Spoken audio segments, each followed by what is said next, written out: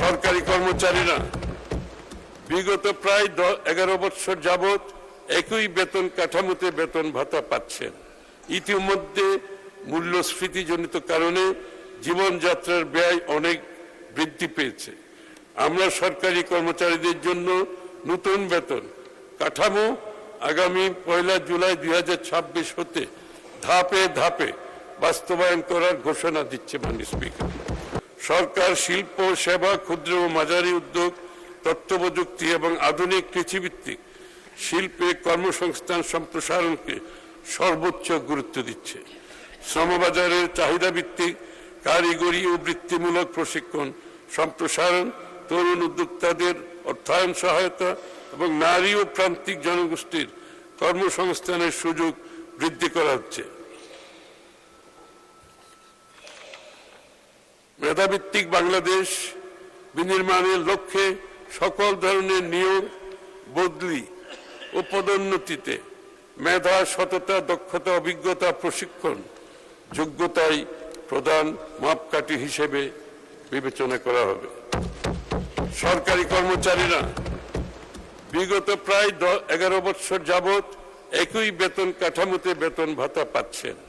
ইতিমধ্যে মূল্যস্ফীতিজনিত কারণে জীবনযাত্রার ব্যয় অনেক বৃদ্ধি পেয়েছে। আমরা সরকারি কর্মচারীদের জন্য নতুন বেতন কাঠামো আগামী 1 জুলাই 2026 হতে ধাপে ধাপে বাস্তবায়ন করার ঘোষণা দিচ্ছে মাননীয় স্পিকার।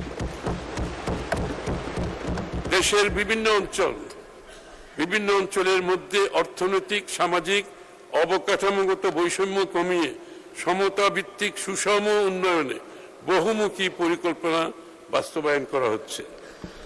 মাননীয় স্পিকার, এবারে বাজেট প্রণয়ন ও সরকারের মধ্যমেয়াদী নীতি কৌশল নির্ধারণে বাজেট পূর্ববর্তী অংশীজনদের সাথে ধারাবাহিক আলোচনায় প্রাপ্ত সুপারিশ সমূহ সক্রিয় বিবেচনায় নেওয়া হয়েছে।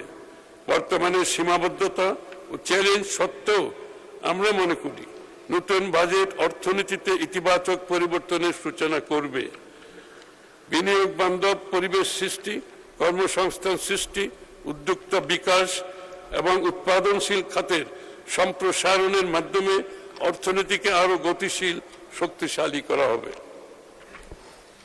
আমাদের লক্ষ্য এমন একটি অর্থনৈতিক কাঠামো গড়ে তোলা যেখানে বেসরকারি খাত হবে